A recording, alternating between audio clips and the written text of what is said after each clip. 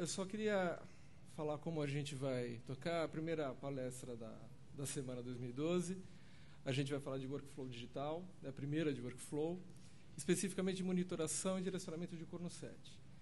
Então, como o intuito da discussão é uma discussão conceitual, a gente não está aqui vendendo plataforma nem nada, eu vou fazer uma breve apresentação técnica e depois eu vou chamar os convidados para a gente começar a discussão. Tá bom?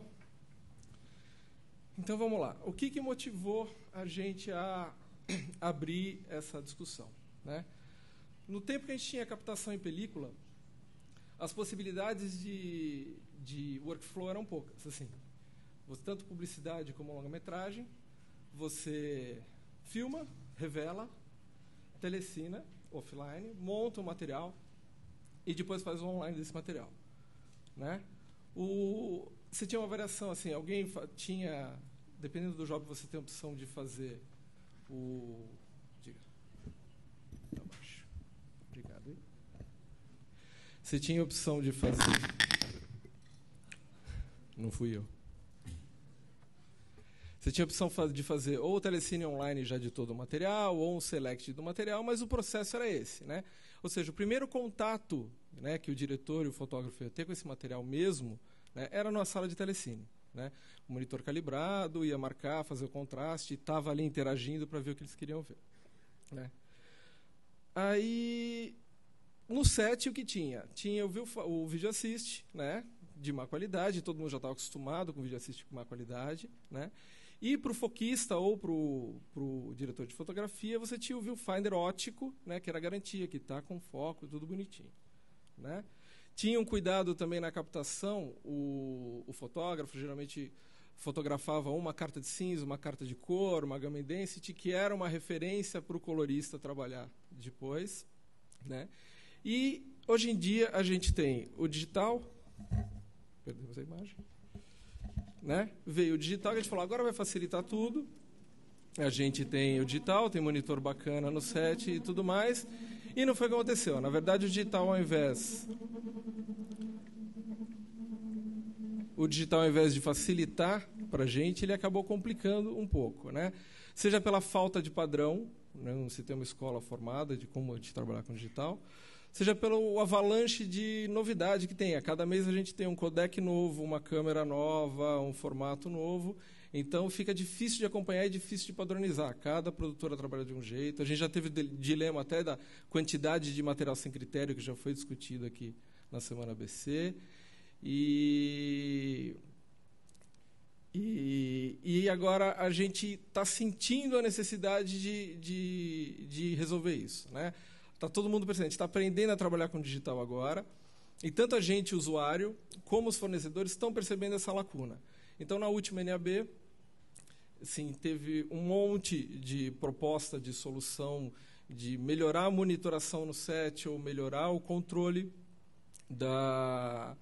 do que você tem da tua visualização de imagem e fidelidade disso na pós, né?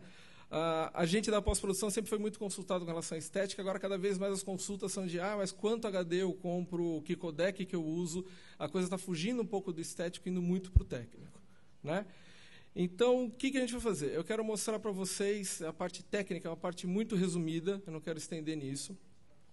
Eu vou mostrar para vocês o que tem de plataforma disponível no mercado aqui no Brasil, né? Existem outras, eu peguei umas que são mais comuns para a gente, né? Eu vou fazer uma apresentação muito breve e técnica e depois eu vou chamar os convidados e a gente vai entrar na discussão conceitual. Se alguém precisar de uma especificação ou de mais detalhes técnicos, eu tenho um representante aqui na sala de cada uma das plataformas que eu vou mostrar, então depois eu indico eles para vocês e vocês podem estender a conversa mais técnica com eles. Tá bom? Então vamos lá. A primeira plataforma que eu vou mostrar para vocês é o Scratch Lab, né, que é da empresa da Assimilate. A Assimilate que fabrica o Scratch, que é uma plataforma de correção de cor para pós-produção, né? Então, o Scratch Lab, o que é?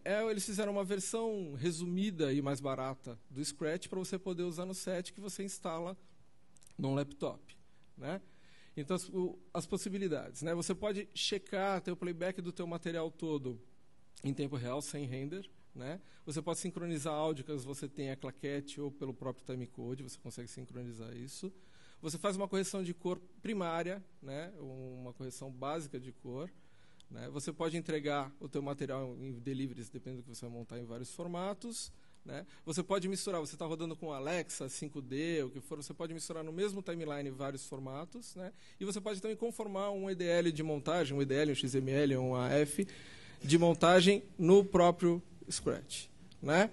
O que eles enfatizam é a gama de formatos e codecs que eles trabalham, tanto para o input como para o output dele. Né? Você pode trabalhar com o RAW nativo de vários formatos de câmera no próprio Scratch, sem precisar de conversão, e exportar, se você tiver os codecs que você tiver no teu QuickTime, você consegue exportar isso. Então, como funciona o raciocínio, como funciona no set Scratch Lab? Né? Você tem a captação, você pega o seu arquivo, importa no Scratch. Lá no Scratch vai fazer o que a gente chama de revelação do material, né? Que é a conversão para o formato que você precisa. Faz toda a sua conferência do material, faz a correção de cor, e aí você faz o teu output e o teu delivery no formato, no codec que você precisar. Outra coisa, se você tiver, por exemplo, uma correção de cor feita no Scratch de pós-produção, num teste, alguma coisa, você quer aplicar isso no set, você pode, e você também pode, o que você fez no set, você pode exportar e usar como referência, ou usar isso na pós-produção. Tá? A segunda plataforma, a gente vai falar do Flip, que é da empresa Filmlight, que é uma empresa britânica. A Filmlight, eles têm o Baselight, que é uma plataforma de correção de cor para pós-produção, mas eles também têm o Northlight, que é um scanner. Né? Eles têm o TrueLight, que é um sistema todo de gerenciamento de cor, fidelidade de monitor e LUTs. Né? E tem agora também, acabou de sair na NAB, as versões do Baselight para você colocar no Final Cut e no Nuke, né? Integrado. Mas o que a gente vai falar aqui é do Flip, que é a plataforma deles também, lançado agora na última NAB, para correção de cor no set. Né? A diferença, assim, ele não é um software que você roda, ele é um hardware mesmo. Né? Ele tem até aquele trackballzinho ali no canto, tem uma só, não tem três, como sempre, para você conseguir fazer o seu grading. Né? E a monitoração. Então, o workflow dele ele é um pouquinho diferente. Né? O raciocínio, como o do Scratch, você tem a captação, você pega o seu arquivo, trabalha no Flip, faz a conferência, a correção de cor e tudo mais. Você tem os seus deliveries, ele conversa diretamente com o Baselight da pós-produção.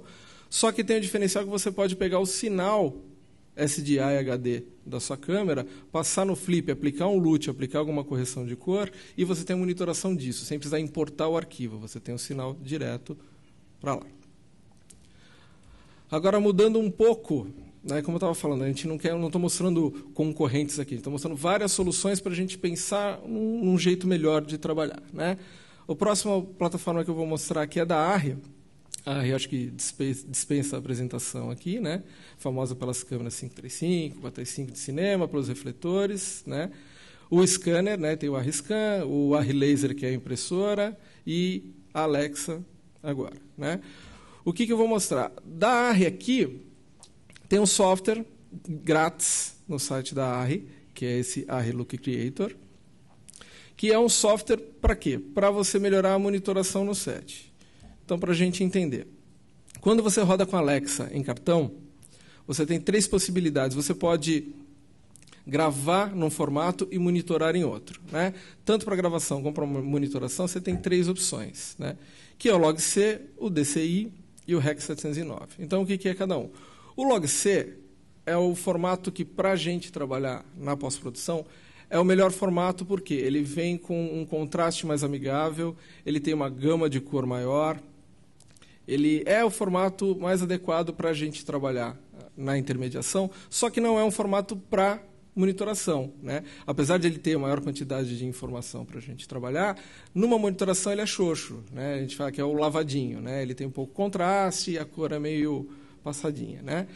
Aí a gente tem a opção de trabalhar ele com Matrix Off, que é o padrão. O Matrix On é a mesma coisa, é o log. A única diferença é que a curva dele ela é uma curva mais próxima do que o Arri-Scan faz quando você escaneia o material. Então, ele é adequado quando você está trabalhando simultâneo com a Alexa em vídeo e um material filmado que vai ser escaneado no Arriscan, ele faz uma curva muito próxima para o material já vir mais uniforme, né? Mas também é ruim para a monitoração.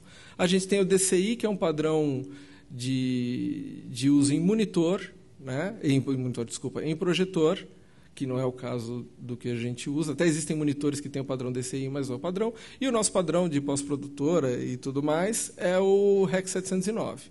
Só que o REC 709 ele simplesmente vai pegar o log C, ele vai dar uma esticada nessa curva, e nem sempre ele fica bom, ele fica adequado, né? Tem muita gente que reclama, às vezes fica muito contrastado, às vezes ele é muito pesado, dependendo do look e da luz que você está usando, né? Então, como funciona o workflow desse software? Você vai pegar com a própria Alexa, você vai tirar umas fotos, uns stills com a própria câmera, exporta pelo cartão, entra no software, você tem as ferramentas de correção de cor primárias, né, por CDL, você faz a tua correção de cor.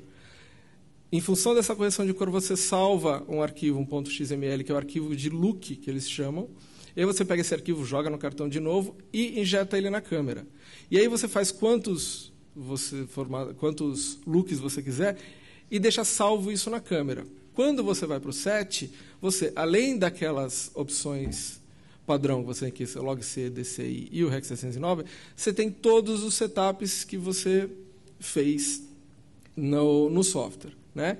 E, além disso, você pode depois pegar esses arquivos, que são looks, converter eles para LUTs, né, e aplicar na tua montagem. Ou seja, você pode montar o material no Final Cut, no áudio, o que for, com o log C, com o teu arquivo lá, bonitinho, com toda a informação que você precisa, e aplica o LUT e você tem o look que você fez, né?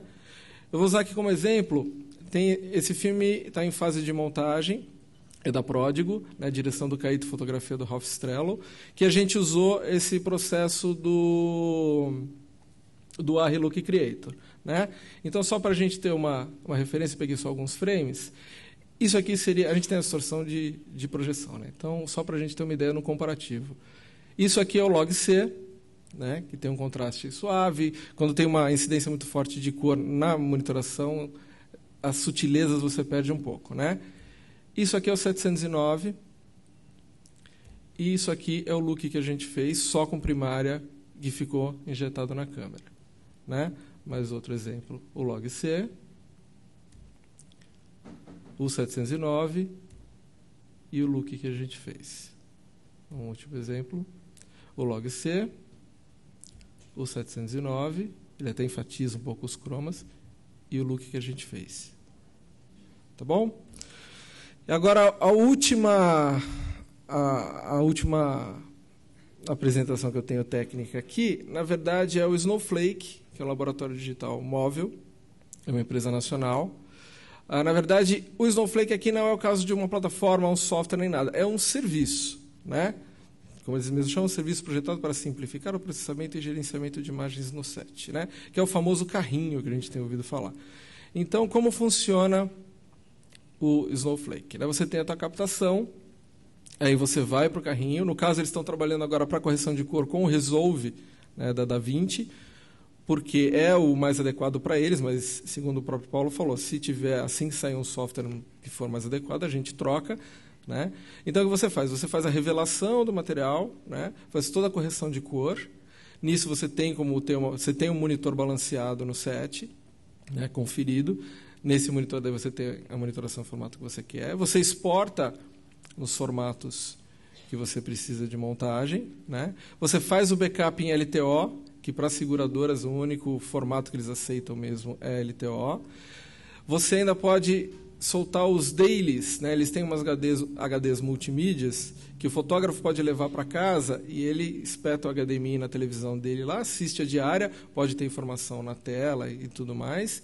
E, como opcional também, você tem o relatório eletrônico, como se fosse um resumo de boletim de câmera, informação, visualização dos movies, num software que roda no iPad.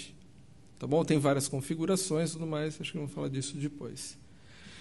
Então, tecnicamente, eu queria mostrar para vocês o que a gente tem disponível, e agora a gente chamar os convidados. para subir na mesa, para conversar com a gente. Antes, só queria dar um toque. Assim, das plataformas técnicas, a gente tem aqui no auditório o Paulo Caduoca, que é da PSK Engenharia, que representa o Filme Light, se alguém tiver alguma dúvida, né?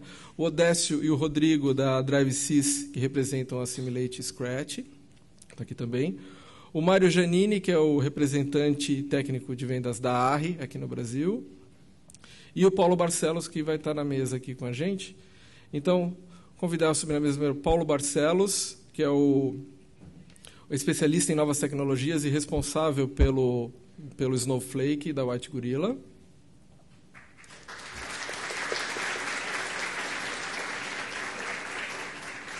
Chamar também o Marcos Jorge, que é diretor de cena.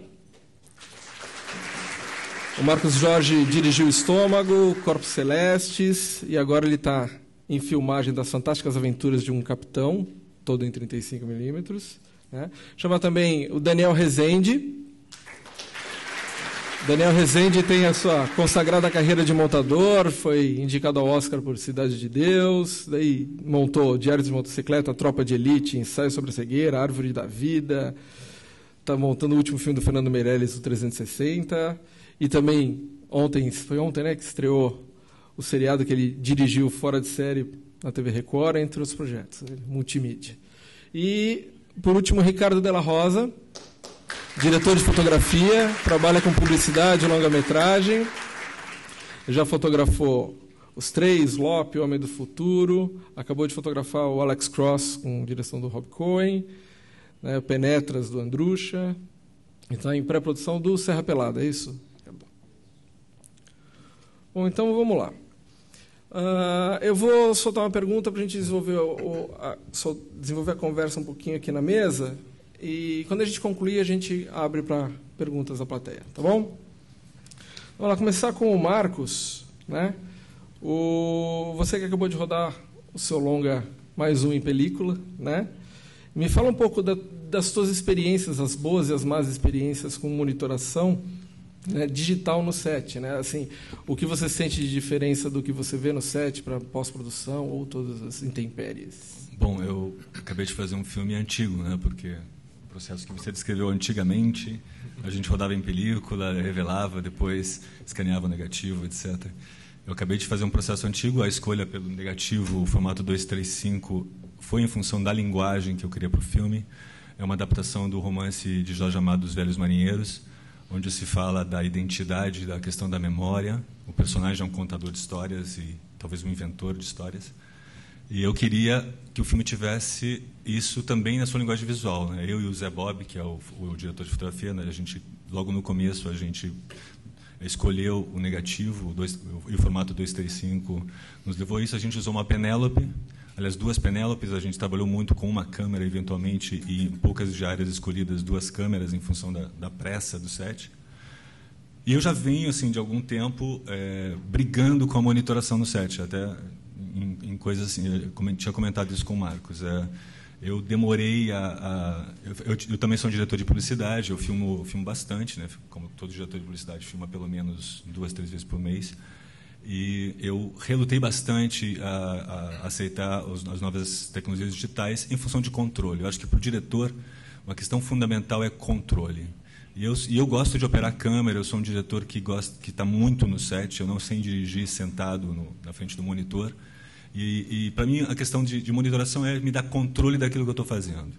E as novas tecnologias, apesar de terem trazido, aparentemente, né, aparentemente elas te mostram imediatamente aquilo que você está filmando, na verdade a monitoração delas é muito ruim. A minha monitoração padrão é o conchinha, é o monitor pequenininho, colocado num tripé. Eu nunca me sento no set, no máximo em 3 tabelas, e estou sempre ao lado da câmera quando não estou na câmera. Eu também gosto de operar a câmera, eu já operei a câmera de um longa, eu opero frequentemente a câmera dos meus filmes publicitários, e eu gosto de operar a câmera justamente porque o visor óptico me dá esse controle que eu desejo, me faz ver aquilo que realmente eu estou filmando.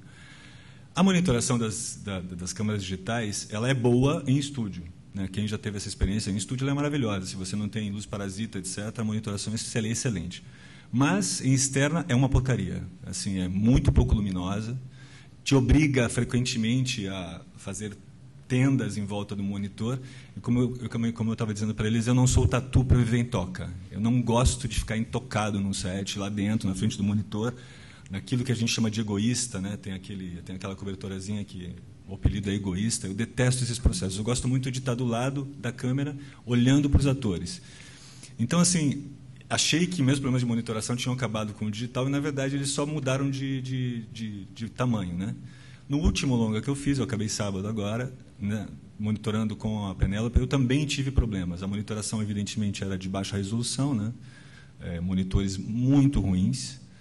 E uma das câmeras tinha um defeito, provavelmente, de ajuste da câmera lá dentro dela, e toda a metade esquerda do fotograma me aparecia desfocada.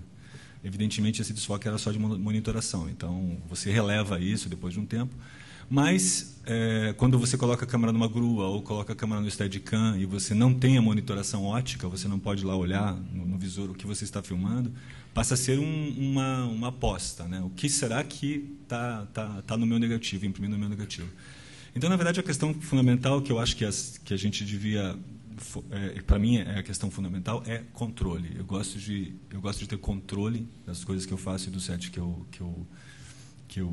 as coisas que eu estou fazendo no set, e isso ainda não encontrei a solução ideal. Quer dizer, o 35 tem alguns problemas, a baixa resolução, mas ele tem luminosidade quando você está em externa, você pode confiar naquilo que você vê. Só que aquilo que você vê não é aquilo que o negativo está vendo, mas você já sabe que está se tomando uma série de procedimentos para que aquele negativo esteja protegido e controlado, né? Então, assim, o que dá para dizer é que não tem realmente a situação ideal. Alguma monitoração te dá algumas vantagens e outras outra. Espero que, com o passar do tempo, as coisas melhorem. O que eu sinto muito, e isso é uma perda, não sei se todos vocês sentem, mas constante no meu trabalho, é a falta do visor óptico. As câmeras não terem um visor óptico é uma grande perda. Parte do prazer de trabalhar com a Alexa nesse último trabalho foi poder colocar realmente o olho no visor e ver a luz atravessando a lente, que é a luz que vai imprimir no negativo, poder ver o que realmente a gente está filmando. E isso é tão bom porque, na verdade, os sets são muito pouco controláveis. Vocês sabem que com o tempo correndo contra a gente, nós estamos constantemente pressionados a fazer as coisas rápido. E esse pouco de controle que a gente precisa ter na monitoração é fundamental. Então, e parece que pouco se tem feito nessa direção, de melhorar a monitoração. A cor, quando você filma, é claro que é uma componente interessante e pode te levar a determinadas escolhas estéticas, inclusive no set. Vou aproveitar o gancho, então, perguntar para o Daniel, né, considerando a tua experiência como montador, você acha que a correção de cor, assim, o material com uma cor inadequada ou com um material corrigido, isso pode interferir no critério de escolha de um take? Você pode deixar de usar um take na montagem ou não em função disso? Em princípio, eu acho que não deveria influenciar, né? Porque parte do princípio do trabalho da montagem é o poder de abstração e saber como vai ficar lá na frente, né? Então, em princípio, não deveria. É óbvio que quanto mais próximo for, te ajuda para você, no processo de montagem, tá vendo e imaginando o filme como ele vai ser. Mas o que parece que tem mudado bastante nesses últimos anos, assim, né, pelo menos nos últimos trabalhos que eu participei em montagem, não só alguns trabalhos quando vem das novas, né, que não vem de 35, que tem que passar por um telecine, que é, como você colocou, o processo antigo, o look já vem, de certa forma, um pouco mais parecido do que... Vem muito rápido, já está parecido com o que vai ser. E mais do que isso, a gente tem trabalhado uma coisa que eu, em princípio, fui contra no começo, que é já montar com uma qualidade muito boa, né? Você monta em HD, que eram coisas que a gente não fazia há muito tempo, né? Então, você tem já uma imagem próxima em termos de, né, pelo menos um caminho de correção de cor, E, além disso, a gente vê muito, né? Monta com monitores de 47 polegadas em HD, gera um workflow que dá pesadelos, muitas vezes.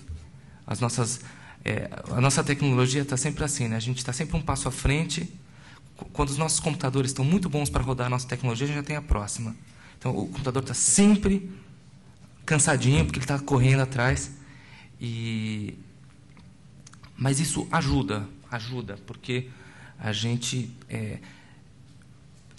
vê o que está acontecendo. Então, assim, uma das coisas que eu particularmente acho, óbvio, né, escolhendo qual processo, e parece que os processos realmente têm complicado um pouquinho na hora da captação, mas uma das coisas que para mim é um pouco pessoal, eu acho que é muito legal se a gente tiver um look mais ou menos parecido, pelo menos um caminho, mas eu acho sempre bom montar com sempre um pouquinho menos contrastado do que você acha que vai ser, para você poder ter certeza, enxergar o olho, enxergar a interpretação, enxergar tudo que tem no frame, mesmo que depois você não vai enxergar tudo, né? E você pode hoje muito facilmente no próprio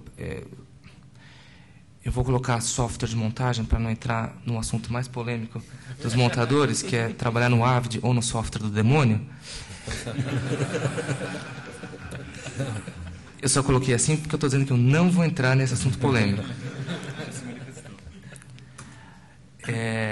Você pode muito facilmente trabalhar com nível de contraste, até, quer dizer, óbvio que você não vai, né, você está montando, você tem um material bruto inteiro, você não vai ficar corrigindo cor, e, né, você está nesse momento da montagem, por favor, com outro, né, teu trabalho é outro, mas uma coisa que é legal é a gente receber um pouquinho menos contrastado, para você ver tudo, e se for o caso, até na montagem, você vai lá no teu software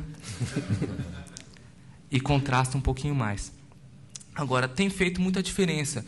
Eu me lembro quando a gente montou o Cidade de Deus, a gente montou num monitor 14 polegadas com tarja, e num monitor que não era com telecine completamente offline, e eu vi muita coisa que estava lá na pré-estreia. Eu fui descobrir que tinham coisas na pré-estreia. Por sorte, essas coisas não estragaram o filme, mas eles estavam lá e eu não tinha visto. Isso faz faz bastante diferença, assim, apesar de deixar o processo um pouquinho mais lento e tal. Então, eu acho que é legal, mas eu acho que não é fundamental, assim. Se dizer que o montador não vai conseguir montar o filme porque está lavado, troca de montador.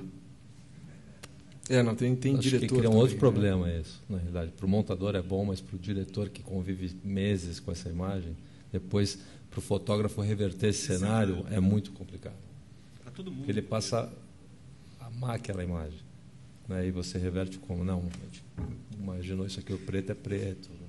Não, mas eu estou gostando tanto disso, então há controvérsias. É muito comum a gente chegar quando vai fazer... O pessoal passa montando, vendo o filme de diretor, passa às vezes mais de ano vendo isso. Aí quando a gente senta para fazer um monte de pesquisa e looks, olha isso aqui que bacana, referência, e fala, putz, mas eu gosto do offline. Porque ele acostumou, aquilo acaba sendo a verdade para ele do filme. Isso acontece não só em imagem, durante o processo de montagem, mas com som também, né? Música é o grande, muito mais que imagem, é o grande assunto de referência de música. Mas eu acho que esse processo tem que ser um processo que é difícil, mas tem que ser um processo de abstração, né? Agora, a abstração é diferente para mim, para você, para qualquer outra pessoa, né? Mas eu acho que quanto mais próximo, melhor, é evidente.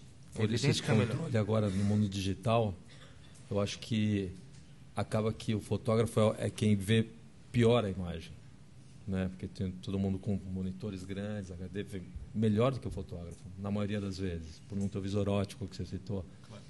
Então, já cria não só com o diretor, mas com todo mundo que participa, tem uma participação, tem uma visão do filme já muito no set. Né? Todo mundo já viu aquele filme e está gostando. Então, acho que agora essa marcação de cor no mundo digital passa a ser um pouco importante em função disso. Esses looks que você mostrou aí, Marcos, que você pode jogar na Alexa, que eu nem sabia disso. Eu acho que, assim, o que a gente perdeu, Marco, é a exclusividade. O fotógrafo perdeu, ou quem opera a câmera perdeu a exclusividade de ver a boa qualidade da imagem. Né? Hoje todo mundo vê. Todo mundo que estiver no set, próximo ao monitor vai ver. Eu acho que esse é a mudança maior, assim, né? Mas isso, desculpa, só para eu entender, isso é uma coisa ruim ou é uma coisa Não, boa? É uma adaptação nova. Eu acho que é boa, característica. mas é assim, né? Você escuta o palpite de quem está passando no corredor. Pô, será que aquela camisa não está muito azul? Né? Você fala, Não, mas eu acho que a gente vai mais além desse processo. A gente está mudando a percepção das pessoas.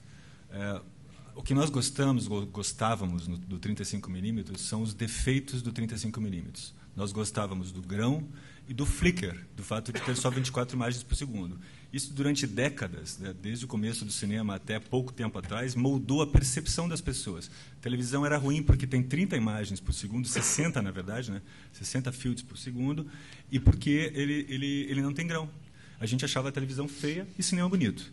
Hoje, as coisas se misturaram e as pessoas veem tanto essas imagens lavadinhas que começaram a achar bonitas essas imagens lavadinhas. Aí você vê o material no ar, vamos falar de publicidade. 90% do material que está no ar seria horroroso 10 anos atrás. Seria considerado horroroso 10 anos atrás. Está mudando um padrão do que é bonito. Porque as pessoas se acostumaram a ver, durante a montagem, aquela imagem lavadinha. E aquilo virou bonito.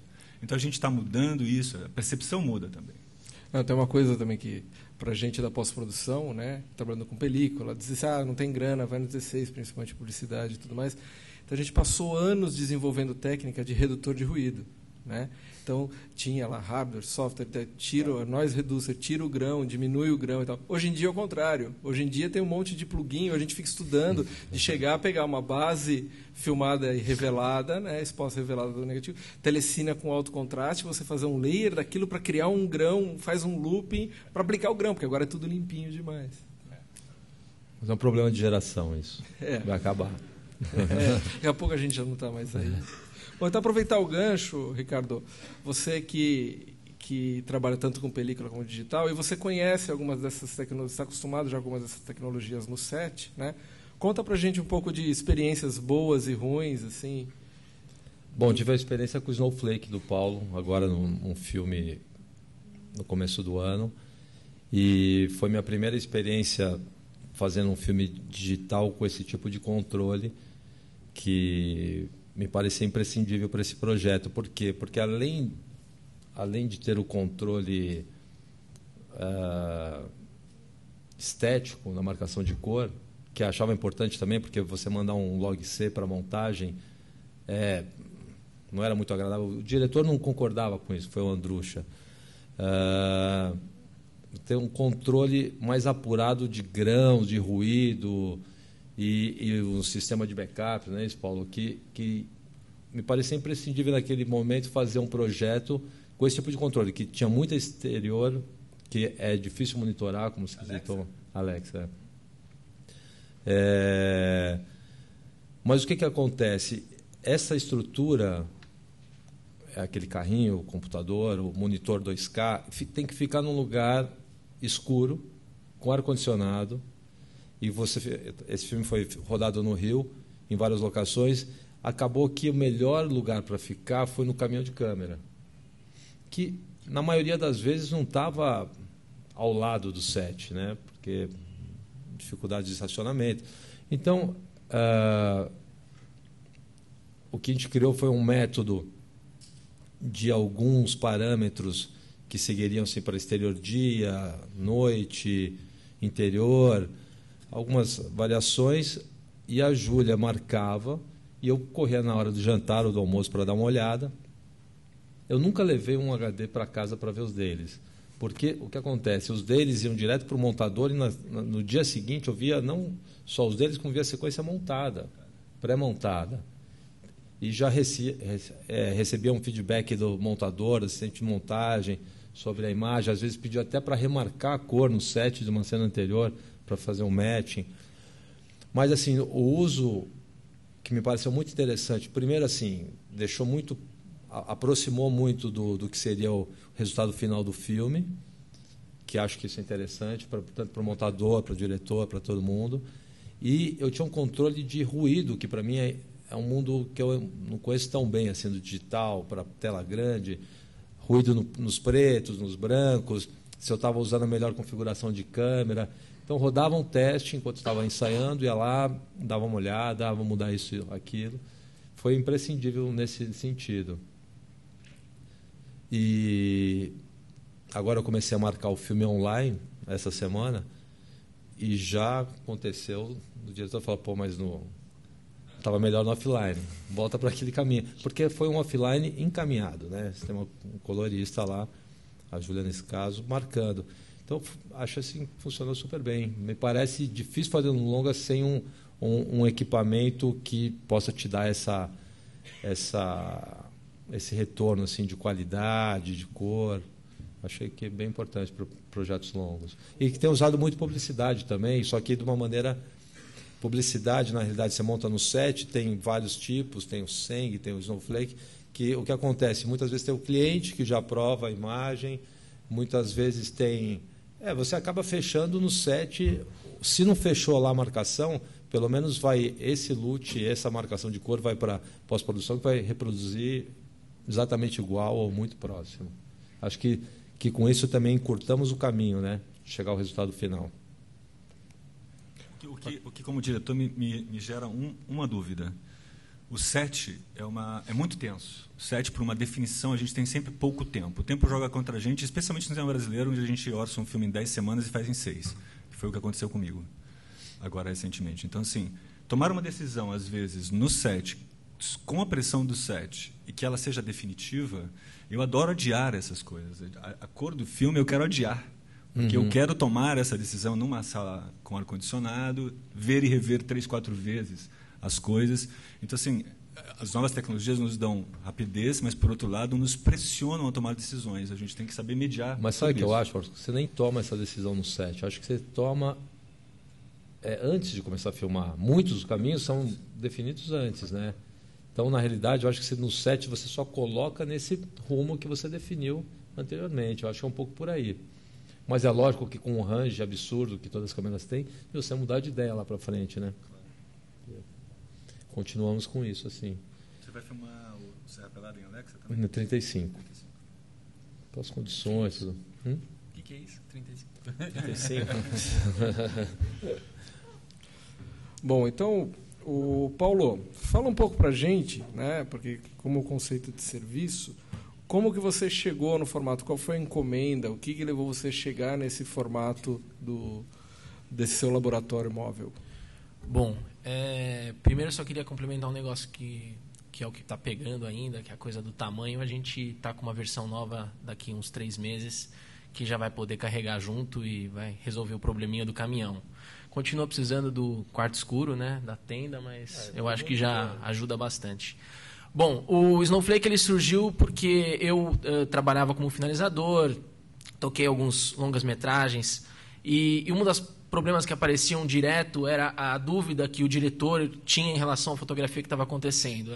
Eu lembro num caso específico, tinha uma cena num filme que a gente estava trabalhando que estava muito lavado e o diretor falava, eu quero contrastado, eu quero isso muito escuro, e o fotógrafo falava, não, mas vai dar certo, mas eu não estou vendo isso, e começou inclusive um estresse no set durante vários dias, eu acompanhei a filmagem toda. E começou a rolar algumas situações bem complicadas, com o diretor não entendendo o que o fotógrafo estava querendo. Era o primeiro filme digital do diretor, enfim.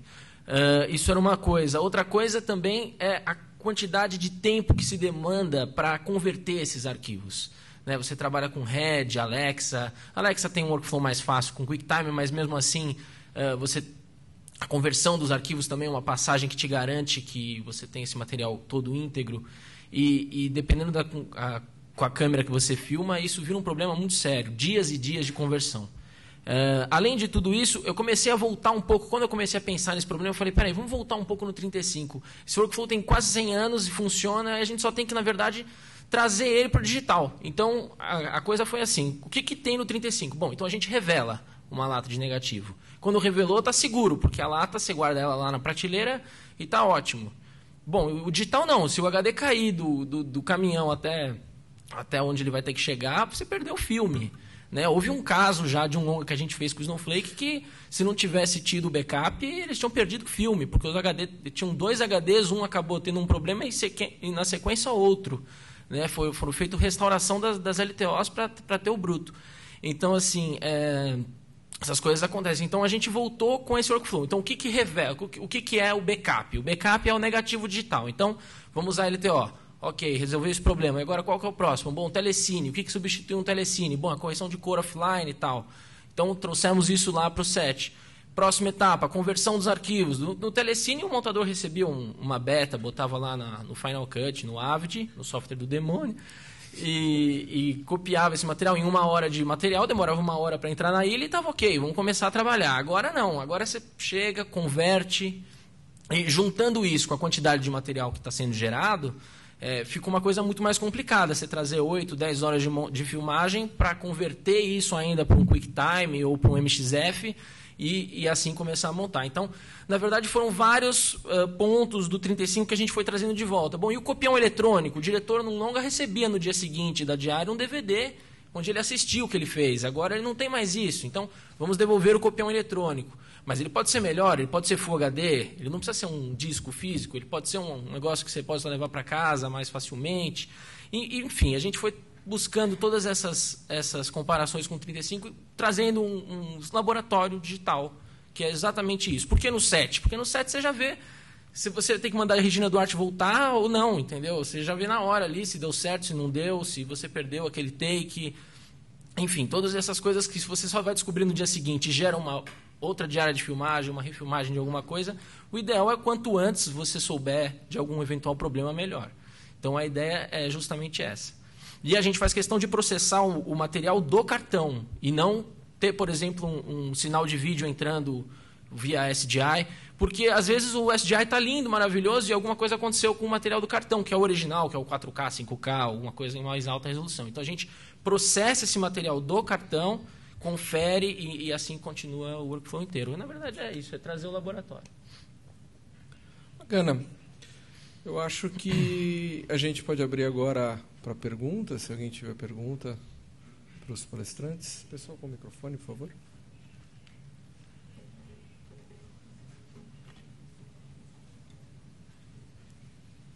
Esse problema da conversão do material, eu conheço, eu já tive esse problema, porque ele atrasa o montador entra no trabalho atrasado, é péssimo esse problema. No lab da Scratch e tal, parece que é um notebook. Esse Snowflake parece que é uma estação mais pesada. A estação pesada deve converter, esses arquivos são muito pesados, às vezes precisa de uma estação muito parruda. Eu queria saber como funciona nas estações móveis. Posso só fazer um adendo aqui? Pode, claro. Eu acho que as conversões dos arquivos são um assunto, tem que continuar sendo um assunto, porque, pelo menos para a gente... tem muito projeto que começa a filmar sem ter um finalizador né, existe essa grande separação, infelizmente, da pós-produção com a filmagem. Né? São dois bichos que falam línguas diferentes e não conseguem se conversar. Isso é uma coisa, infelizmente, muito comum. Né? Então, o digital está fazendo com que esses dois bichos tenham que achar uma língua e se conversem. E muitas vezes isso gera atritos. Então, assim, isso tem que ser um assunto para que gerar... Porque histórias, tem quem trabalha em pós aqui sabe de quanto se sofre depois de por que o cara não perguntou se era para ter feito nesse codec ou aquele, e neguinho vira à noite lá para conseguir não atrasar tanto o montador. A única coisa que eu acho, e alguém, por favor, me corrija se eu estiver errado, que essa história também de que atrasa muito o montador é mais ou menos uma lenda também, porque antes a gente tinha que esperar o telecine offline, que não tinha horário, tinha que juntar 2 ou 3 diárias para fazer um telecine offline, porque não podia fazer todo dia. Então, no final da história, quase que dá na mesma.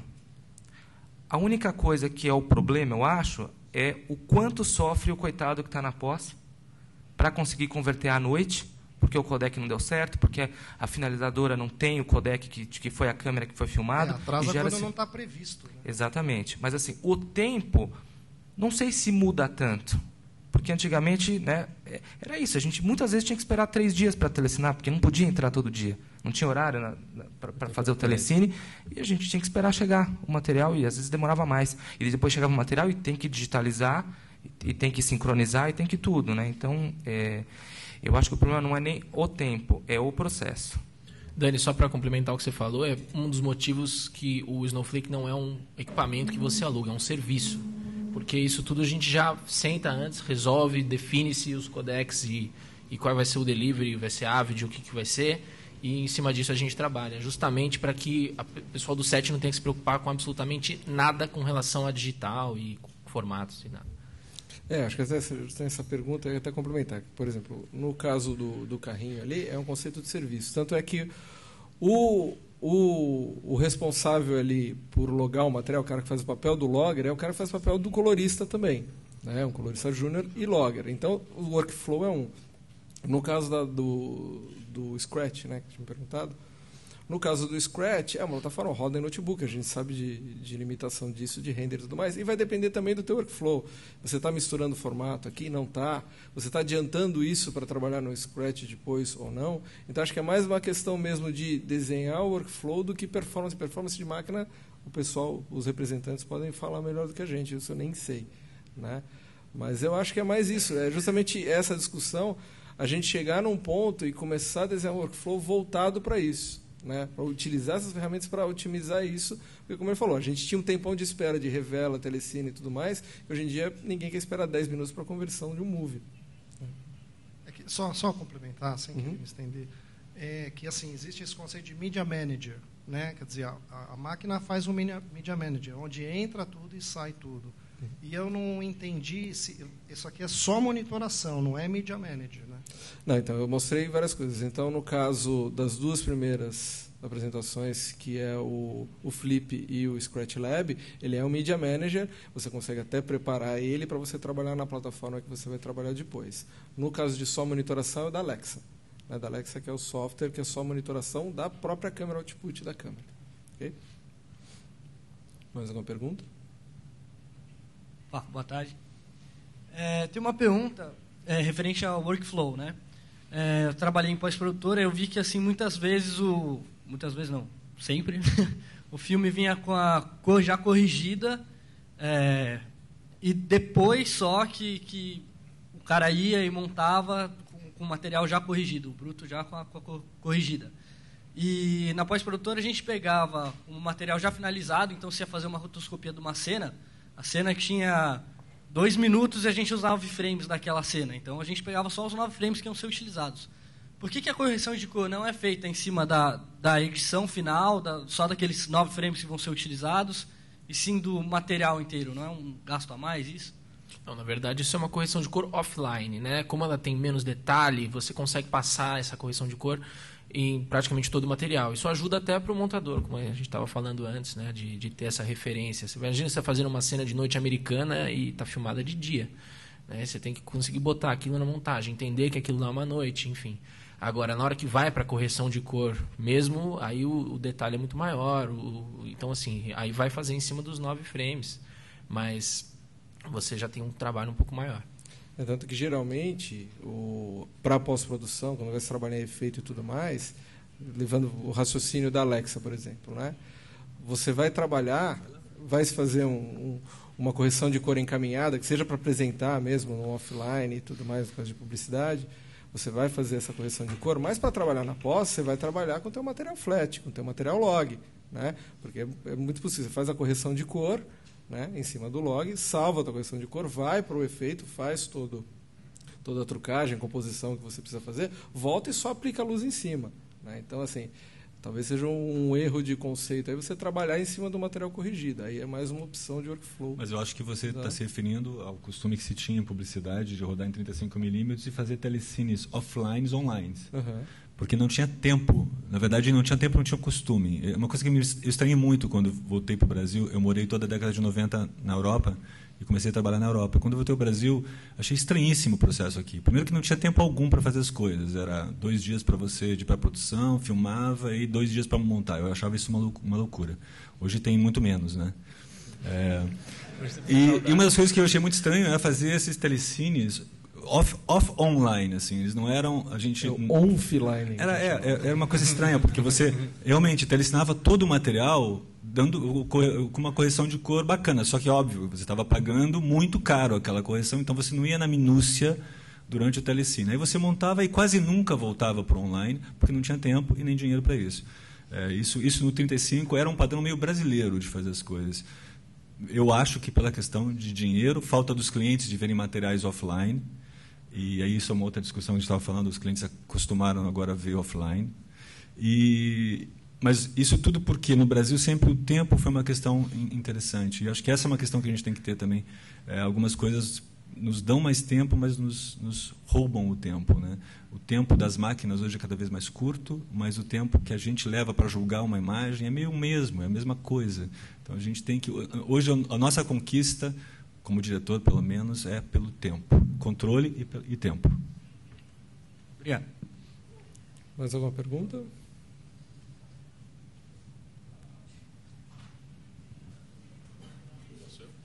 Bom dia. Marcos, falando um pouquinho disso do tempo que você estava comentando, e essa discussão um pouco que você teve com o Ricardo também, por outro lado, essa pesquisa toda de contraste, a pesquisa de fotografia é feita antes também. Claro. Então, acho que é interessante também aquilo que o Ricardo estava falando, de ter todo esse sistema do Snowflake já, de uma certa maneira, te trazendo a imagem ok. Como o tempo é menor também, então essa pós que você falou, prefiro sentar depois no ar-condicionado para ver a cor. Não, mas eu não estou me posicionando contra o que me dá controle. Pelo contrário, né? Não é que eu seja contrário a sistemas que me dão controle. Eu reclamo, inclusive, da falta de controle o tempo todo, especialmente em relação à monitoração. Veja bem, eu acho que... Eu nunca trabalhei ainda com esse sistema, mas me parece muito, muito atraente. Meu próximo filme que eu vou rodar no final do ano, meu próximo longa, eu provavelmente vou fazer em Alexa por uma questão também de linguagem, e que tem uma coprodução envolvida com os alemães. Então, é natural usar a ARRI, usar a Alexa, e me parece uma opção interessante. Aquilo que me dá controle me agrada, desde que isso não me roube em outro controle que eu preciso ter, que é o tempo, né? Então, assim, a equação que a gente faz sempre tem que levar em consideração, num set, o tempo. Sempre. Deixa eu só estender um pouquinho para o Ricardo a pergunta. Você faz essa pesquisa antes? Para você é interessante, você falou, durante os ensaios e tal, você faz esse teste? Pesquisa da... cor? Não, a pesquisa óbvio que rola, mas você faz um teste de cor antes e tal. No Snowflake, quando você usou, você chegou a fazer isso? Eu faço essa pesquisa, mas nesse caso não foi no Snowflake. O Snowflake entrou a partir do início das filmagens. Só que você pode chegar nesse resultado de várias maneiras e depois passar esse encaminhamento para o colorista do Snowflake ou de onde for marcado esse offline. Mas faço sim, sem dúvida. Muitas discussões, diretor de arte, aquele típico chegar num... Eu queria entender se o Snowflake ajudou nesse processo de... Logo no dia seguinte você já tinha muito próximo do look que... Exato, colocar em prática, na realidade, essa busca, essa pesquisa anterior, esse papo, essas definições com o departamento de arte e direção, colocar em prática a partir do início da filmagem, já encaminhar, vamos ter as noturnas mais quentes, entendeu? O caminho que foi decidido, a colorista do Snowflake encaminhou para isso desde o início. E nesse caso específico dos Penetra, só fazendo, como já tinha fechado a pós-produção e eu tenho um parceiro colorista, que é o Serginho, que ia fazer um online, inclusive o Serginho teve lá um dia para montar os looks, os parâmetros que a gente já tinha conversado e testado antes. Ele fez o setup do processo. Ele ficou com ela um dia, montou todas as bases com ela, qual que seria o look, o caminho do processo todo, e ela seguiu aquela... Na verdade, fica meio parecido com o que a gente fazia com a película normal, né? O colorista vai fazer o offline, né? Senta o colorista que vai fazer o online, senta, brifa, faz o estudo junto, exato, encaminha, fica salvo aquele preset lá, ele toca o offline com aquele look para depois chegar no online. Está replicando o que a gente fazia, né? Exatamente. Os meios, a edição não linear não faz que replicar o que você tinha na Moviola, exato, né? Que a gente tinha perdido durante um certo período de eletrônica, né? É engraçado isso. Mais alguma pergunta, gente? É isso, então? Tá ali, ó. Bom, Tem outra pergunta. Oi. Acho que direciono mais essa pergunta ao Marcos, justamente porque ele falou da mudança da percepção. Com essa possibilidade dos looks que você tem agora, você não acha que pode diminuir um pouco o amor que se criou ao offline por causa da televisão e tudo, e voltar um pouco ao que se tinha na película, que é justamente a proposta que tem o Paulo com o Snowflake? Eu espero fortemente isso, porque, como eu disse, eu acho que 90% do que eu vejo hoje na televisão aberta, fechada, é muito feio. Para a minha pesquisa estética é muito feio. E devo dizer assim que quando a minha referência em relação ao cinema vem muito mais da pintura do que do próprio cinema. Eu sou um amante de pintura, acho que eu sou um pintor frustrado, por isso que eu amo a pintura e durante muitos anos eu estudei um pouco de pintura. Não praticamente, mas eu estudei História da Arte na Itália, morei muito tempo na Itália, sou um amante da pintura. Então eu espero que... hoje a gente tem tudo no ar, né? Tem tudo e de tudo. Como hoje praticamente você tem realmente tendências estéticas que frequentaram os nossos olhos durante séculos, a gente tem em meia hora no cinema e na televisão. Isso eu acho muito rico. Por outro lado, leva a um achatamento. Né? Eu acho que esse processo tão acessível levou a um certo achatamento das coisas. Todo mundo é fotógrafo, todo mundo é diretor, todo mundo é tudo, né? É montador, né? Temos 3 profissões aqui na mesa que estão fortemente atacadas porque todo mundo hoje pratica essa profissão e se apresenta dessa maneira. 4 profissões. 4. Eu entrei na dessa. Então, eu acho assim, eu espero que... A gente acabou de dizer, muitas vezes a tecnologia nos traz aquilo que já tivemos. A tecnologia, às vezes, resolve problemas que não tínhamos, mas frequentemente ela nos traz o controle que já tivemos. O cinema, durante décadas, foi não linear. Você montava não linearmente numa moviola. Era lento, era complicado, mas você montava naqueles meses que você leva para montar, né? Hoje, eu estou fazendo nesse longa, consegui fazer no longa que eu começo a montar hoje meu filme. Eu trouxe o montador de Lisboa, é um amigo meu que trabalha comigo, é um italiano que mora em Lisboa, vai montar na minha casa.